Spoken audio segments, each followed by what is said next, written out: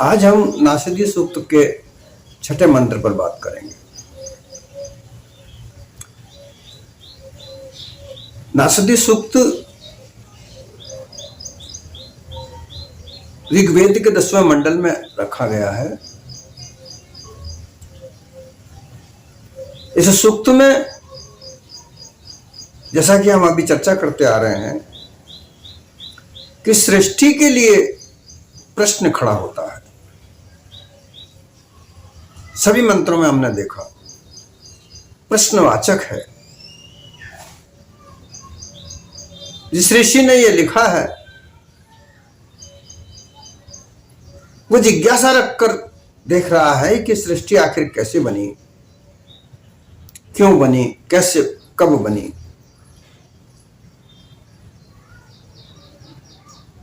ये जिज्ञासा उस ऋषि की है।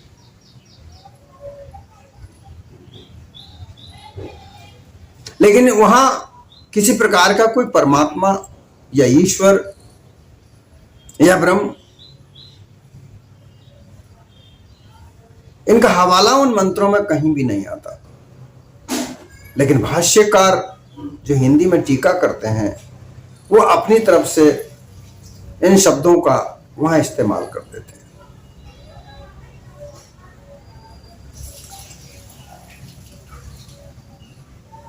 इस तरह के भाष्यकारों ने कई तरह के शब्दों को समावेश कर रखा है। जो शब्द हैं नहीं श्लोकों में, उन श्लोकों में ईश्वर, परमात्मा, ब्रह्म इत्यादि शामिल करके वो अपने मत या पंथ या संप्रदाय के आधार पर व्याख्या करते हैं। हमें यह भी समझना चाहिए क्योंकि आजकल धर्म एक व्यापार का रूप धारण कर चुका है। यह हमें सभी को दृष्टिगोचर हो रहा है। आप कहीं भी चले जाओ, किसी भी तीर्थ में चले जाओ, किसी भी प्रसिद्ध मंदिर, मठ, कहीं भी चले जाओ, वहां आपको सब व्यावसायीकरण दिखेगा।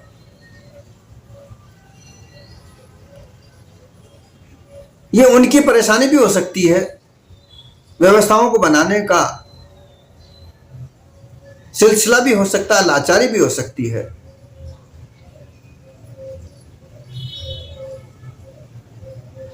इसे हमें कई तरह से देखना चाहिए।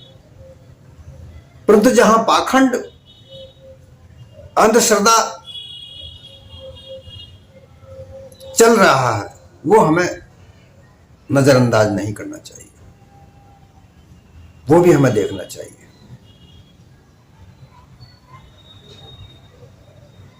अगर हम आंख मीचकर जिस तरह से आज तक हम लोग देखते आए हैं, शास्त्रों को श्रद्धा की नजर से देखते आए हैं और हमारे दिमाग में पूर्वाग्रह डाल रखे हैं, संस्कार डाल रखे हैं, जिनको संस्कार कहा जाता है कि शास्त्रों पर प्रश्न चिन्ह नहीं लगाना है। वो वैसा लिखा है तो सही है।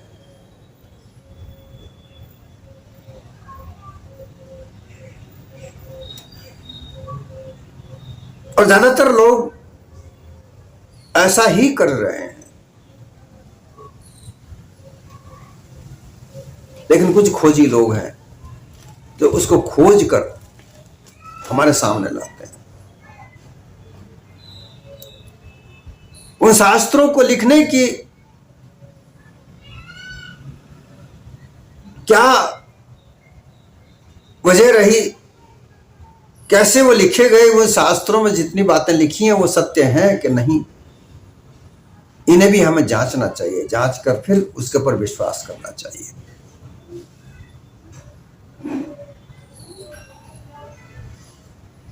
देखिए, हम भौतिकता से आंतरिक में जाते हैं। भौतिक जगत जो हमें दिख रहा है यह भी विशेष है, क्योंकि इसके बगैर जीवन नहीं चल सकता। भौतिक विकास हमारा हुआ क्योंकि हमारी आवश्यकताएं थी।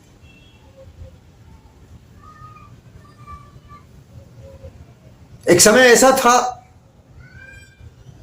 कच्चा मांस खाया करते थे, कच्चे अनाज को भी खाया करते थे। जब खेती बाड़ी हुई तो उस अनाज को कच्चा ही चबा चबा कर खाया करते थे। पकाने का, उसे गलाकर खाने का कोई तरीका हमारे सामने नहीं था, उसकी खोज नहीं हुई थी। ये सब भौतिकवाद था। पर हमारा विचार वहां नहीं जाता। कथावाचक हमें कथा सुनाता है, तरह तरह की रोचक बातें सुना सुना कर हमें मानसिक रूप से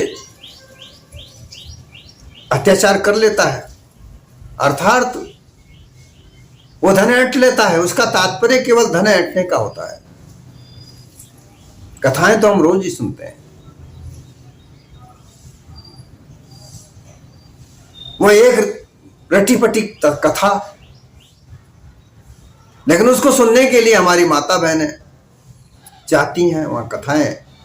वह कथावाचक ऐसे ऐसे तरीके से कहते हैं कि माता बहनें रोती हैं।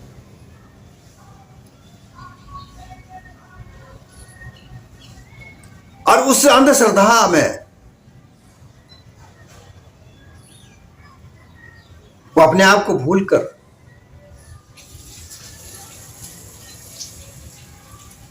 और उस समय आंसू बहाने लगते हैं, मानो उनके समक्ष ही वह बात हो रही है। ऐसा प्रयोजन वो करते हैं।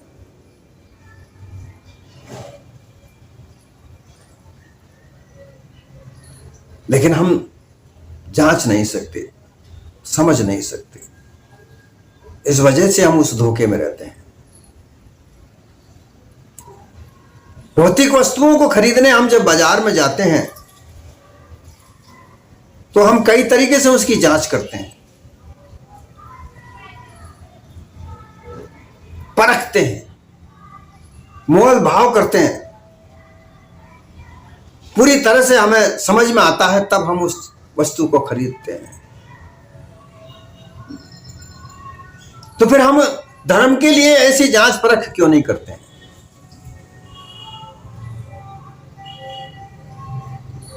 धर्म के नाम पर उदंडता, वितंडता, मारकाट, राजनीति ये आजकल चल रही है। हम इसमें क्यों उलझ जाते हैं?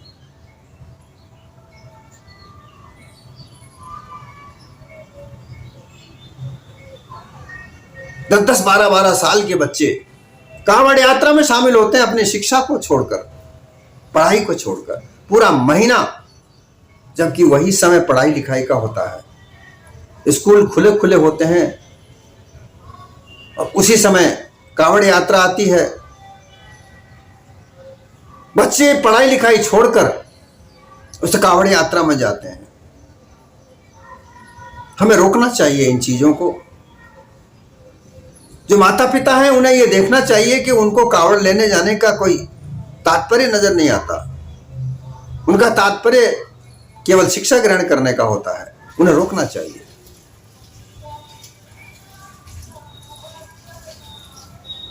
धार्मिक बातों पर गहराई से जाने का तात्पर्य जब वृद्धावस्था आने लगती है तब होता है।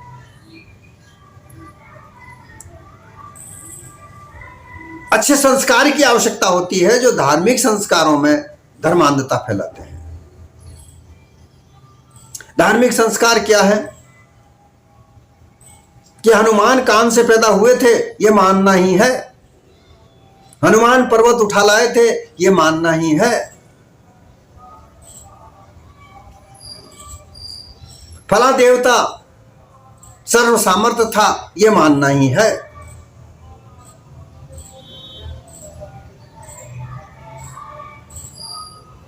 ये सूर्य ये देवता है, चंद्रमा भी देवता है, जबकि ये भौतिक जगत के दिखने वाले पदार्थ हैं।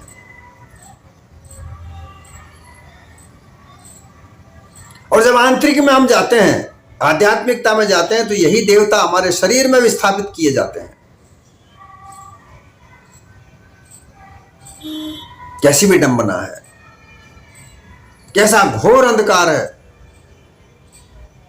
कहा तो यह जाता है कि अंधकार से प्रकाश की ओर जाना चाहिए, परंतु ऐसा लगता है कि प्रकाश से अंधकार की तरफ जाना होता है। यह सब अंधश्रद्धा पर है। लुटते हैं, जानबूझकर हम लुटते हैं, लेकिन फिर विचार नहीं कर सकते। हमें ये वहां देखना चाहिए कि वास्तव में जिसको हम अपनाने जा रहे हैं, जिसके आधार पर हमारे जीवन को हम चलाने जा रहे हैं, उसमें सत्य असत्य क्या है, ये जांचने का विषय है। और यही साहिब कबीर का सिद्धांत है कि तुम जांचो तो सही, अपना विवेक का काम तो लो। आंख मीच कर जो तुम्हारे शास्त्रों में तुम्हारे धर्म के नाम पर तुम्हारे इर्द गिर्द जो वातावरण बनाया गया है, ये कितना सत्य है, कितना असत्य है, इसे जांचो तो सही कि तुम्हारा कल्याणकारी भी है कि नहीं।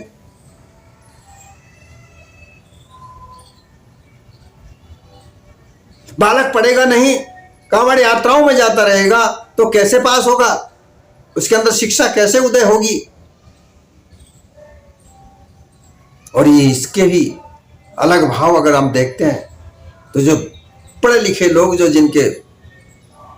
जो इन कार्यक्रमों का संचालन करते हैं, बड़े धूमधाम से आयोजन करते हैं, उनके बच्चे कभी कांवड़ यात्रा लेकर नहीं जाते। ये जांच के तो देखो, जरा सोच के तो देखो कि कांवड़ यात्रा में अगर मुनाफा है तो फिर इनके बच्चे क्यों नहीं जाते। तुम्हें यह सिखाया जाता है कि भारतीयता को अपनाओ, और इनके बच्चे विदेशों में पढ़ने जाते हैं।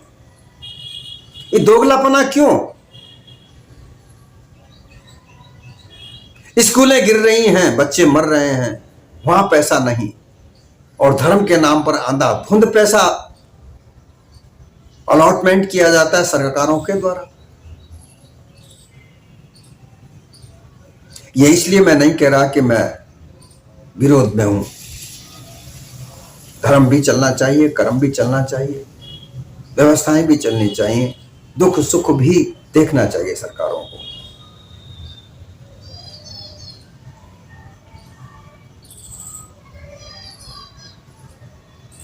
और इसीलिए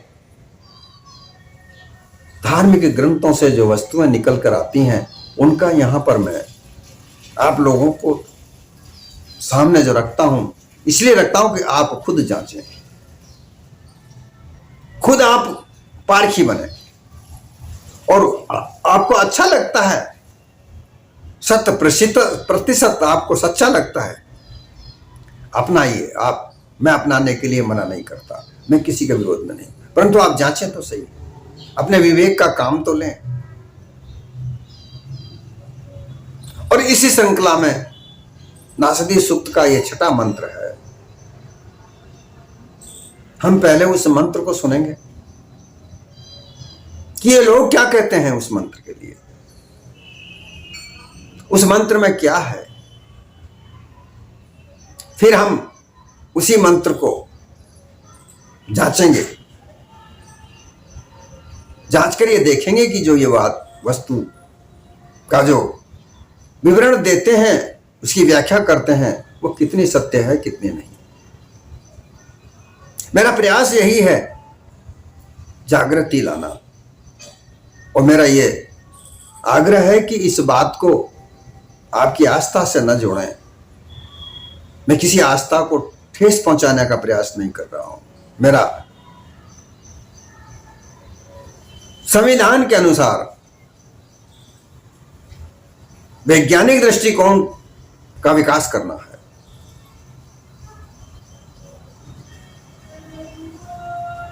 धर्मांधता, अंधश्रद्धा, इसके लिए आज कार्य हो रहा है। कई लोग सामने आ रहे हैं और उनका मकसद यही है कि धर्म को सच्चे रूप से जाने, सच्चे तरीके से जाने, आइए हम पहले इस मंत्र को सुनते हैं, उसकी व्याख्या सुनते हैं, फिर आगे हम विचार करेंगे। छठा मंत्र है ओम को अद्धा वेद क इह प्रवोचत कुत आजाता कुत इयं विसृष्टिः अर्वाग् देवा अस्य विसर्जनेन अथा को वेद यत् आबभूव। कह अर्थात वह प्रजापति परमेश्वर जो इस संसार का सृजन करता है और नियंता है, अद्धा वेद निश्चित रूप से इस सृष्टि की प्रक्रिया को और इसके स्वरूप को जानता है, नियंत्रित करता है। कह प्रवोचत, उसके अतिरिक्त ये ज्ञान किसने दिया? उसी ने दिया, वेद के माध्यम से दिया। कुत आ जाता, यदि वह इस ज्ञान को हमारे सामने प्रस्तुत न करता तो कहां से यह ज्ञान आता? कुत इयं विसृष्टि, हमें कैसे पता चलता कि यह सृष्टि कैसे उत्पन्न हुई, इसकी क्या प्रक्रिया है? देवाः अस्य विसर्जनेन अर्वाक्, जो देव अर्थात विद्वान लोग हैं इस सृष्टि के विषय में मनुष्यों को, साधारण लोगों को बताते हैं, वे भी उस परमात्मा के द्वारा दिए गए ज्ञान को समझने के बाद ही बताते हैं। उनका भी ज्ञान का स्रोत वह परमात्मा ही है। अथ कह वेद यतः आबभूव, उसके अतिरिक्त कौन जानता है कि यह सृष्टि कैसे हुई? ये मंत्र कहता है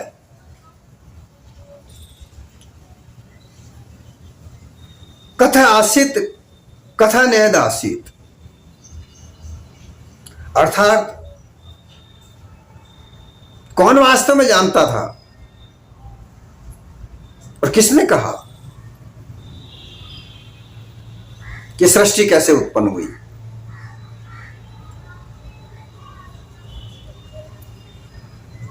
कि अद्धावेदा कहे प्रवोच, किसने कहा? इस ज्ञान को, वेद का तात्पर्य यहां ज्ञान से होता है, इस ज्ञान को कि सृष्टि ऐसे ऐसे बनी है, इस प्रकार से बनी है, इस सृष्टि का निर्माण ऐसे हुआ है, इस ज्ञान को किसने कहा?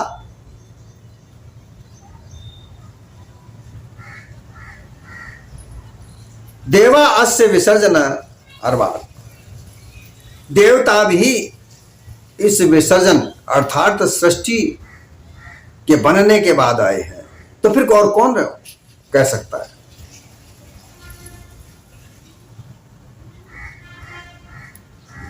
अथ वेदेयत आबभूव, कौन था, कौन जानता था? अर्थात यहां जो विचार आया सामने वो ये आया है कि सृष्टि कैसे बनी इसको जानने वाला कोई नहीं था। अगर था तो कहां था? और इस तरीके के प्रश्न हम देखते हैं कि जनसाधारण उठाते हैं।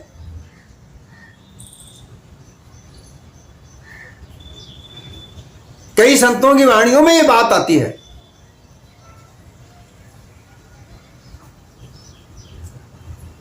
कि भाई धरती पृथ्वी नहीं थी तो वो आदमी कहां था जिसने देखा? सागर मंथन की बात आती है, 75% भूभाग पर जल है, 25% भूभाग जल से विहीन है, और उसमें भी जंगल, पहाड़ इत्यादि हैं। रहने लायक जो क्षेत्र है वो इससे भी कम है।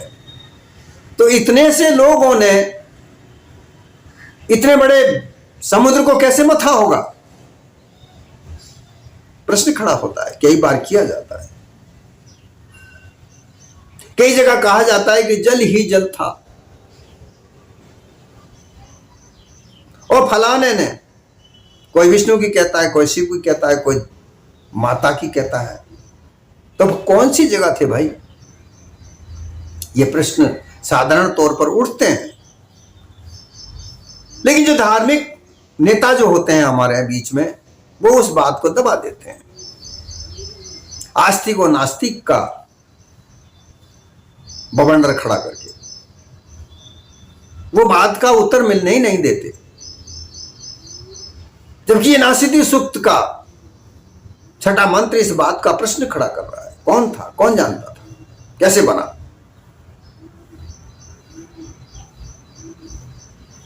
लेकिन कभी ध्यान ही नहीं गया।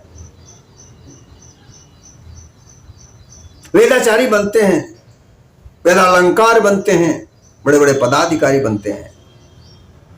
पढ़ाने की बात अलग है, जो पढ़ाते हैं संस्कृत विश्वविद्यालयों में पढ़ाने का कार्य करते हैं, लेकिन फिर भी वही अंधश्रद्धा। इतने जानकार लोग भी अनुमान कल्पना में बंधे हुए, अंधश्रद्धा में बंधे हुए, धर्मांधता में बंधे हुए। क्यों? क्योंकि इन बातों को जीवन में उतारा नहीं जाता।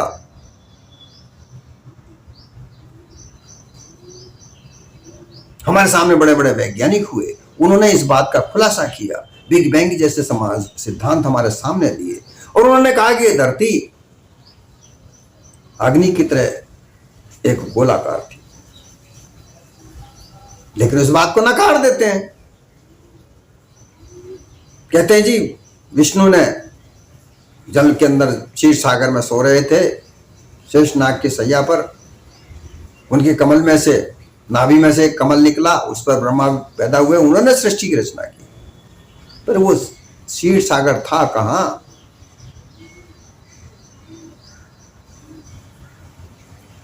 शिव के लिए कहा जाता है कि उन्होंने एक बहुत बड़ा अंडा बनाया, आधा अंडा ब्रह्मांड बना दिया, आधी की धरती बनाई। कहां बैठकर बनाया? आपको नहीं लगता कि ये मत है? कोई विष्णु के मत को लेकर चलता है, कोई शिव के मत को लेकर चलता है, कोई आदि शक्ति के मत को लेकर चलता है। तीन तरह के तो शक्त हैं, शाक्त, शैव और वैष्णव। ये अपने अपने मत पंथ को लेकर जब चले तो उन्होंने अपने आराध्य देव के इष्ट के लिए महानता में कई तरह की कल्पनाएं लिखी। उन्होंने ये स्थापित किया कि भाई विष्णु ने ही सृष्टि बनाई है, शंकर ने ही सृष्टि बनाई है, उस आदि शक्ति ने ही सृष्टि बनाई है। इसका तात्पर्य यह नहीं है।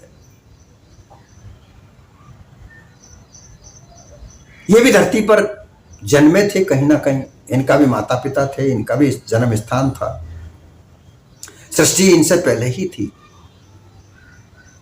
इन्होंने व्यवस्थाएं बनाई, जैसा कि आज सरकारें व्यवस्थाएं बनाती हैं, उसी प्रकार से इन्होंने भी सरकारें बनाई, व्यवस्थाएं बनाई, मानव जीवन के लिए कुछ रास्ते बनाए, कुछ सिद्धांत बनाए, और उन अनुयायियों ने अंधापना अपनाया, और उन मतों में से कई कई मत निकले, और उन्होंने अंधश्रद्धा में कुछ भी लिख दिया, और उसे आज शास्त्र बना करके हमारे समक्ष लाए।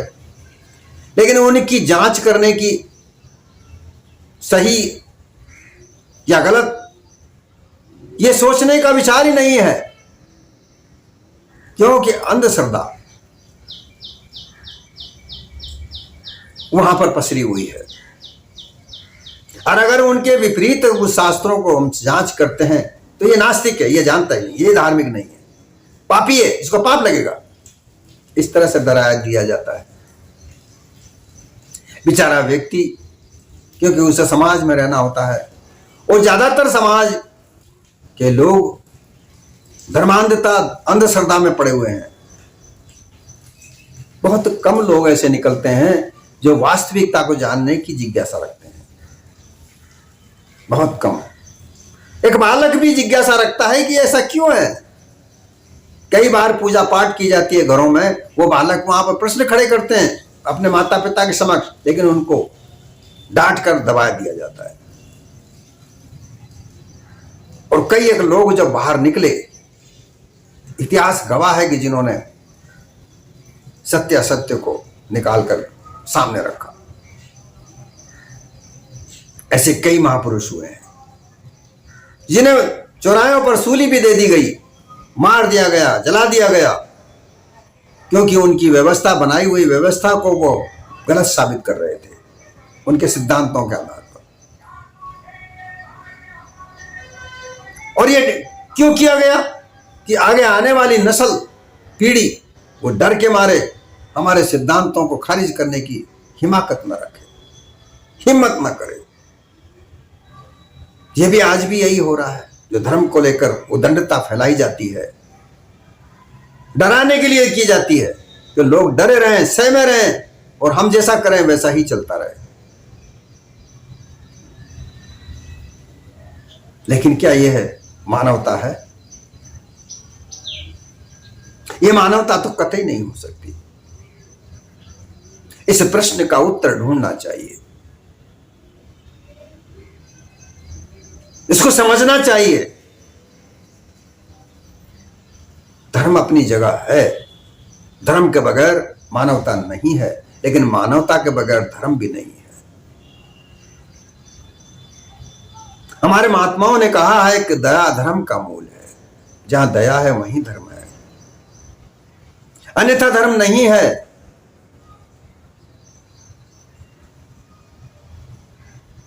इसलिए हमें यह जानना चाहिए। मेरा मकसद यही है कि इन शास्त्रों में यथार्थ रूप में लिखा क्या है। सदगुरु कबीर ने पाखंडवाद के खिलाफ अपने आप को प्रस्तुत किया। उन्हें कितना परेशान किया गया, सताया गया, लेकिन वो उनके सिद्धांत से तसमस नहीं हुए, क्योंकि उनको मानवता सबसे सर्वप्रिय थी। और भी महापुरुष हुए जिन्होंने अपने अपने सिद्धांत को प्रस्थापित किया, लेकिन ज्यादातर पाखंडवाद के पोषण करने वाले थे, और आज तो व्यापारीकरण करने के पोषक हैं।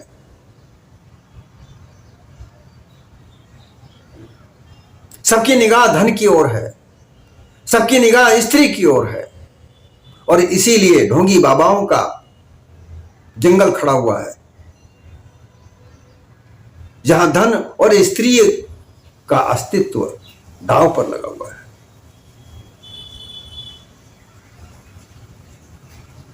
हमें जांचना होगा, समझना होगा वास्तविक रूप से धर्म की रूपरेखा क्या होनी चाहिए, क्या है। ये शास्त्र बेवकूफ नहीं है। इनको लिखने वाली ऋचाएं जो वेद में जो कही गई हैं, वो ऋचाओं में कुछ सूक्त ही ऐसे हैं जो सत्य यथार्थ का बखान करते हैं, लेकिन उनमें पाखंडवाद ठूंसकर टीकाकारों ने अपने शब्दों को वहां सम्मिलित करके वहां भी धर्म का व्यापार कर दिया है। और इसके लिए जानने की आवश्यकता जरूरी है।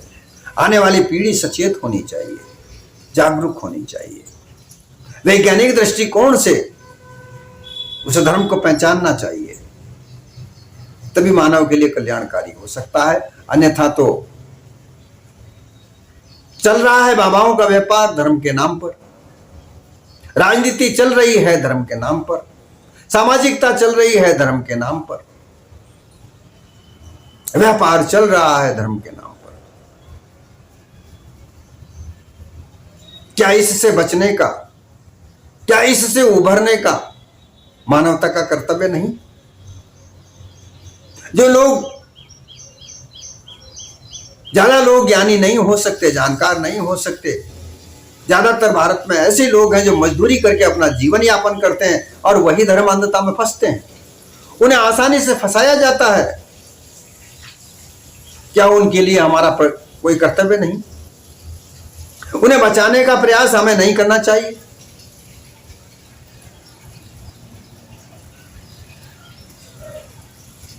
तभी धर्म विजय होगा।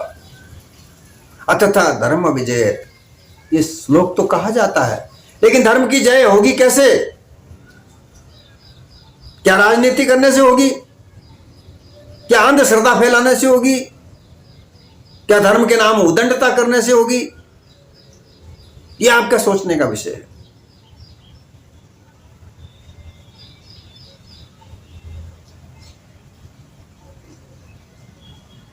जहां धर्म को चलाने की बातें हैं, वहां पवित्रता आवश्यक है, शुद्धता आवश्यक है, दिव्यता जरूरी है। और ये चीजें जहां होती हैं, वहां छल कपट पाखंड कोसों दूर होता है।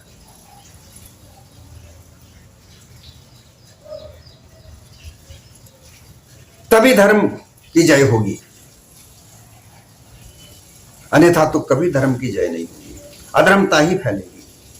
और उस अधर्म को धर्म का रूप धारण करके सबके समक्ष प्रस्तुत करना, ये मानवता का हनन है, मानवता का वर्णन नहीं है।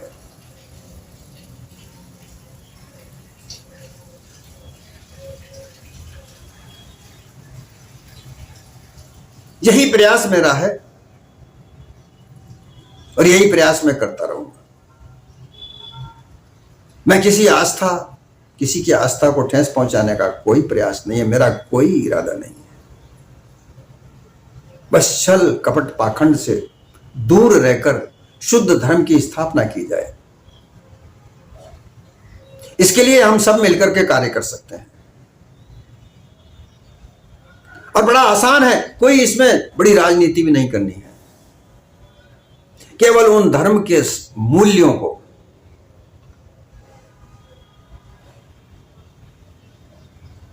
शुद्ध विचारों को वहां से निकालना है। जो अशुद्धियों में फंसे पड़े हैं, जो उलझा दिए गए हैं, गुमराह कर दिए गए हैं, वहां से निकालकर जब हम शुद्ध विचार धर्म के नाम पर जब निकालेंगे तो सदगुरु कबीर का एक एक शब्द वहां कामयाब सिद्ध होगा और मानव कल्याण निश्चित होगा।